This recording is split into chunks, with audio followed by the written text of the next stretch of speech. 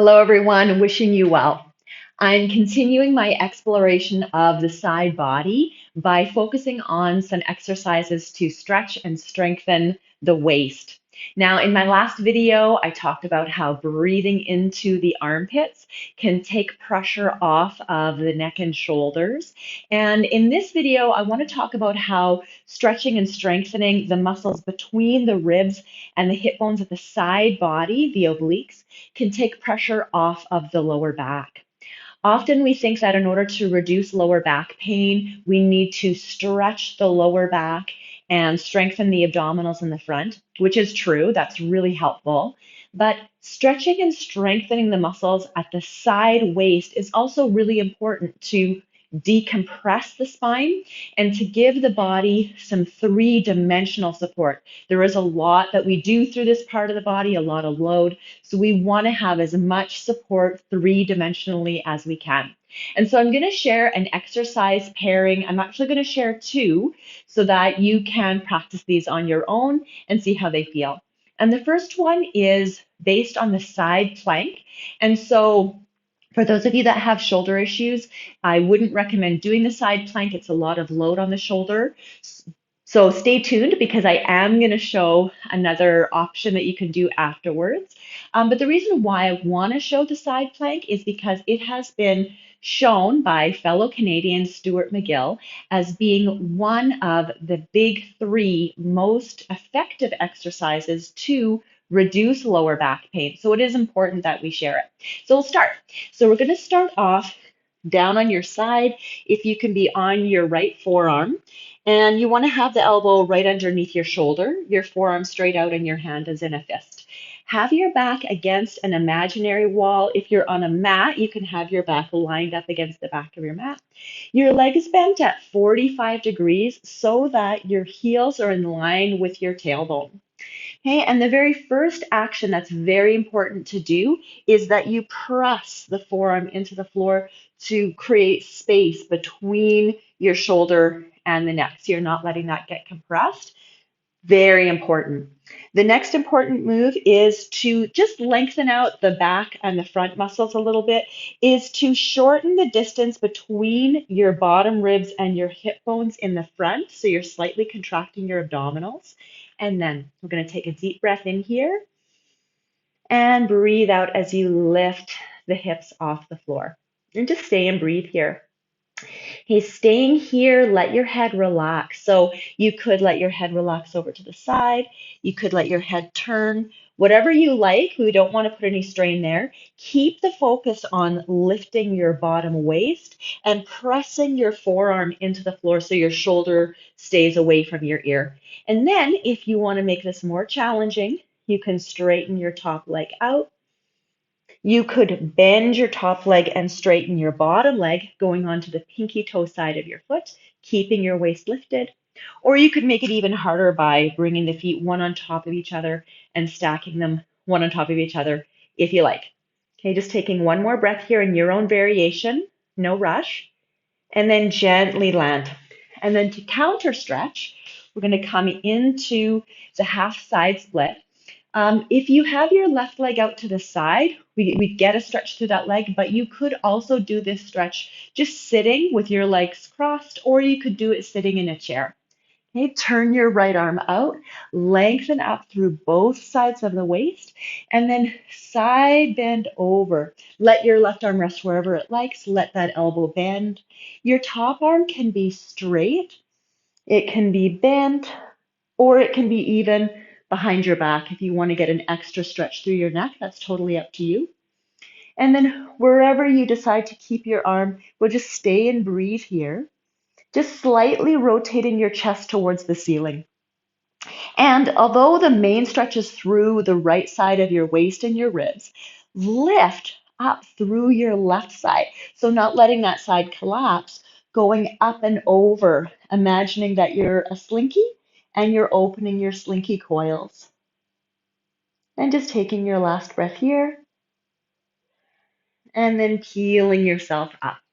Okay, so for those of you where that the side plank is not appropriate for, you can do this instead. You're going to have your left leg out to the side, right in line with your hip and the foot parallel.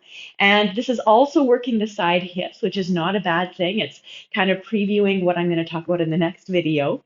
But if you can also just shorten the distance between the ribs and the hip bones in the front, so the abdominals and the back muscles are of equal length.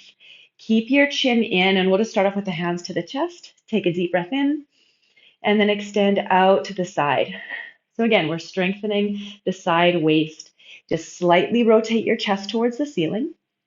And then just staying here and breathing, you can stay. You can make this more challenging by stretching out your bottom arm. You can make this even harder by stretching out both arms.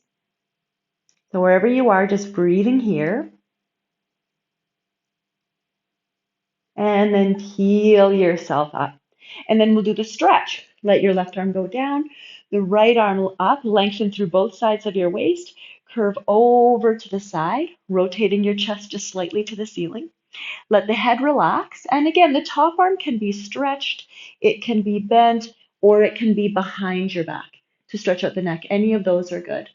And again, even though we're breathing into the right side of the waist and the ribs, keep the left side lifted up and over. So you're curving your spine like a slinky opening its coils. And then peel yourself up. And we'll do that to the other side. So side plank first. You can line yourself up against the imaginary wall or your mat. Have your elbow right underneath your shoulder, forearm out, make a fist. Heels in line with your tailbone. Ribs and hips drawn in a bit in the front. Bottom shoulder pressed down. So you really feel the support of your armpit muscles and your lats. Take a deep breath in. And then exhaling, lifting your waist up. Okay, letting the head be wherever it wants to be. Breathing here. And making it more challenging if you want by stretching your top leg out. By bending your top leg, straightening your bottom leg, going onto the pinky side. Or by straightening both legs. So you pick which option is appropriate for you. Okay, don't rush the process. And then bring yourself down. And then counter stretch. So the right leg can go out to the side, or you can do this sitting in a chair. Turn your left arm out, lengthen up through both sides of your waist, side bend over, letting the right arm go wherever it's natural, letting it bend. Turning your chest slightly to the ceiling, stretching your top arm, bending it or bringing it behind your back. Any of those are good. Lengthening up through the left side of the ribs and the hips, lifting up through the right side of the ribs, curving up and over like a slinky, and breathing fully here.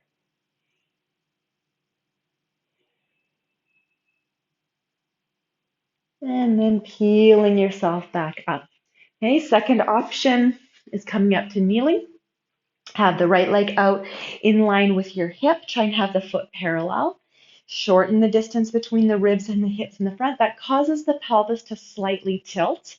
Okay, and so not clenching your hips to make that happen. Try to focus on using your abdominal muscles to do that. Keep your chin just slightly in. Start off with your hands onto your chest. Extend out to the side, just slightly rotating your chest to the ceiling. And breathing here, letting your head really rest wherever it likes. Okay, and then you can decide arms, what position you're doing. And so we're holding the positions because I want you to work on your core stability. So we're not working on power or propulsion. We're working on the ability to support the spine through working your endurance. Okay, bring yourself up, lengthen up through both sides of the body. The right arm comes down, the left arm is up or down, you decide.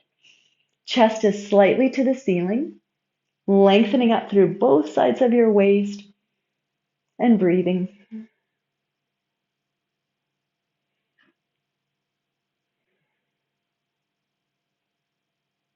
And then peel yourself up. Good. So I hope that you find that really useful and interesting. And most of all, I hope that you practice these exercises so that you can feel long and strong and connected to your body from the inside out so that you can move, and feel better and better for a long, long time. So thanks for watching. Wishing you well. Take good care.